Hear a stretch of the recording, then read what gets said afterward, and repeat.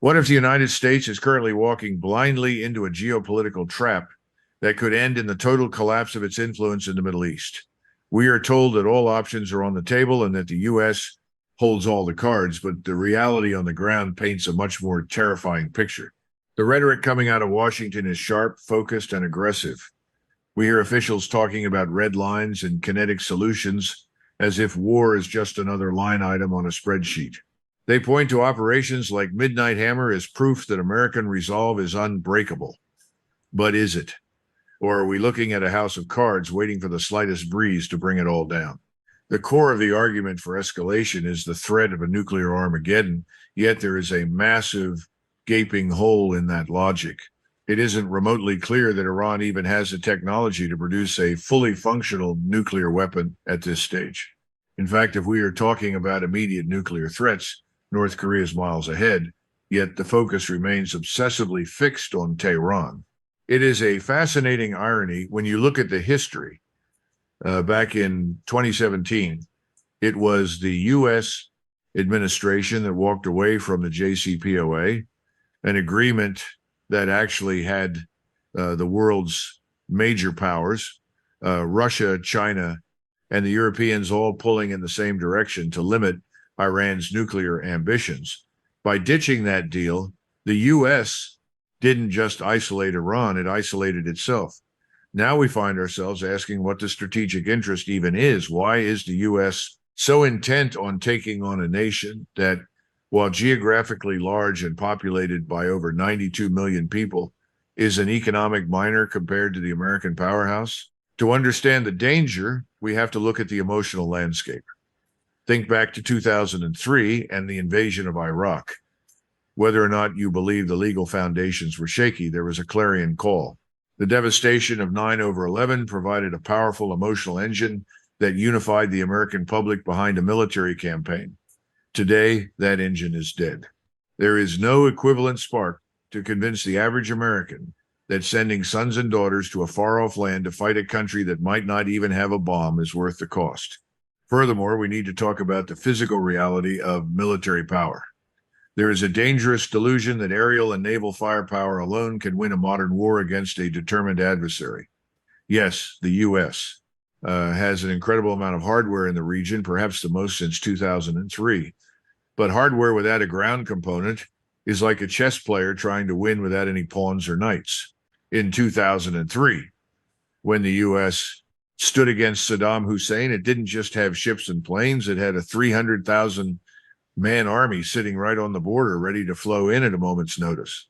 Today, that element simply does not exist. We are essentially gambling on a type of diplomacy defined by bluster and threats, hoping the other side will just step down. But history shows that when a massive foreign power threatens a nation, it doesn't usually lead to a collapse of the regime.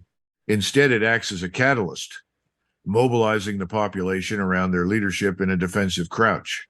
We saw this clearly with the response to recent pressures. Instead of a revolution against the government, there were widespread demonstrations in favor of it. One attempt at regime change, sponsored by external intelligence agencies, already failed spectacularly, leaving behind tragic consequences. The military reality is even grimmer. Iran is a vast mountainous terrain. Even if the U.S. Armada is unmatched, there is a strict limit to what it can achieve from the sea and the air without boots on the ground to hold territory. And even if the decision was made to send those boots, where would they come from? The U.S. Army is currently sitting at a total force of around 460,000, with perhaps only 100,000 actual ground fighters ready for high-intensity combat. We no longer have the massive 750,000-man army of the 1990s. We are operating with a leaner force that is already stretched thin across multiple global flashpoints. This isn't just a strategic hurdle. It's a ticking time bomb for American logistics. To understand the gravity of our current situation, we have to look back at the sheer scale of previous operations. During the Gulf War, for instance, it took more than 6 months of focused, singular effort just to mobilize the necessary forces. Even when the U.S. Army was nearly double its current size, everything felt rushed. Today, we are looking at a total force of around 460,000, with a fraction of that actually being ground fighters. If we were to engage in a conflict and exhaust our initial missile stockpiles within the first 2 weeks without the enemy capitulating, what then? Imagine a scenario where the U.S. ramps up the pressure, but instead of surrendering, the adversary strikes back. What happens if a supersonic missile, the kind that global competitors are currently eager to supply, hits an American warship or even an aircraft carrier? In that moment, the pressure to escalate becomes an unstoppable force. But escalate to what? To get boots on the ground would take months of mobilization that we simply haven't started. The logistics are a nightmare. In the past, Saudi Arabia was the primary staging ground, a massive unsinkable aircraft carrier for U.S. interests. But this time, the Saudis are sending a very different message. They are not interested in being the launch pad for another devastating regional war. This shift in the region is a massive blow to the traditional American playbook. The Gulf states are essentially closing their doors. They want to maintain a working relationship with Washington, but they are horrified by the prospect of a full-scale conflict that would likely burn their own house down. They have seen the fallout from Gaza and the rising tide of public sympathy for regional neighbors. They are refusing to allow their airspace or their bases to be used for strikes. Even the British, historically the most reflexive shadow of American foreign policy, are pushing back. The UK government is currently facing a domestic political crisis. Their unquestioning support for recent conflicts has severely burned their reputation with the public. Sympathy for those caught in the crossfire of regional wars is at an all-time high. And for a government already struggling with tanking popularity, supporting another campaign against a major nation is a political risk too far. This isn't just a minor disagreement between allies. It's a fundamental break in the coalition. The U.S. is increasingly standing on a shrinking island while its partners look for the nearest exit. We also have to consider the massive logistical hurdle of geography. If the U.S. can't use traditional bases in the Gulf, where do the troops go? Some suggest Iraq. But the irony there is staggering. After years of presence, the U.S. was recently asked to leave. Even if forces could theoretically push through the Iraqi-Iranian border, they would face a march of hundreds of miles through hostile, rugged territory just to reach the capital. In a war game where reality doesn't factor in, the U.S. might win a straight fight, but we don't live in a simulation. We live in a world where 92 million people are not going to simply stand aside and watch their country be dismantled. The reality is that the U.S. has painted itself into a corner with no clear exit route. We are operating with a smaller army, fewer allies, and a much more complex technological landscape where a single missile can change the entire course of a campaign. The strategy of maximum pressure has reached its limit, and instead of a breakthrough, we are facing a breakdown.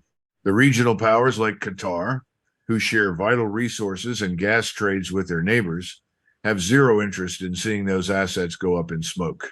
They are looking at the situation and saying, no thanks. When you add it all up, the lack of ground troops, the refusal of regional allies to provide basing, the domestic political shifts in the West, and the sheer geographic scale of the challenge, the idea of a quick or decisive military victory begins to look like a fantasy. We are essentially trying to play a high-stakes game of poker while the other players are walking away from the table and the house is starting to catch fire. The only logical path forward isn't through more firepower, it's through the one tool that has been neglected for over a decade. The time has come to stop ignoring the obvious and return to the only arena that has ever successfully prevented global catastrophe, the diplomatic table. For over 12 years, since the initial fracturing of international relations in Eastern Europe, we have seen a massive, dangerous departure from traditional statecraft. We have replaced dialogue with sanctions and replaced understanding with threats. But as we stand on this precipice, there is a golden opportunity unfolding right now in Geneva. While the drums of war beat louder in some circles, representatives are actually on the ground and a deal is within reach. Iran has signaled a clear desire for a negotiated outcome, specifically regarding nuclear enrichment capacities. It may be a narrow window, but it is an open one. We must take it. The forever wars of the past 2 decades have served almost no one's long-term interests. They have drained treasuries, destabilized entire continents, and cost countless lives, all while the strategic goals remain as elusive as ever. Taking a deal now isn't a sign of weakness. It's a sign of profound strategic intelligence. It's an acknowledgement that the world has changed and that the old methods of regime change and military imposition are no longer viable in a multipolar world. The evidence is clear. Our armies are smaller, our allies are more cautious, and the risks of a localized spark turning into a global nuclear Armageddon are far too high to ignore. We have seen what happens when diplomacy fails, and we have seen the tragic consequences of deception used to justify conflict. We cannot afford to repeat the mistakes of 2003 or 2017. The path of the peacemonger is often criticized as soft, but in reality, it is the most rugged and realistic path we have left. It requires more courage to sit across from an adversary and find a common baseline for survival than it does to launch missiles from 1,000 miles away. The region is watching, the world is watching, and more importantly, the public is waking up. People are tired of being told that war is inevitable when the tools for peace are sitting right in front of us. Even major establishment publications are beginning to admit that it is time to make a deal. The momentum is shifting away from the hawks and toward those who value stability, trade, and the preservation of human life. We have a chance to pivot away from the brink and toward a future where global security isn't just a buzzword, but a lived reality. This is a turning point in history. We can choose to double down on a failing strategy of escalation, or we can embrace a new era of diplomacy that recognizes the limits of power and the necessity of cooperation. The choice we make today will resonate for generations. Let's choose the path that leads home, not the one that leads to the abyss. What do you think? Are we witnessing the final gasps of an old war-driven foreign policy, or is a major escalation inevitable? I want to hear your perspective on this. Drop your take in the comments right now. Smash that like button if this deep dive gave you a new perspective, and make sure to subscribe. Stay informed, stay ahead of the curve, and I will see you in the next one.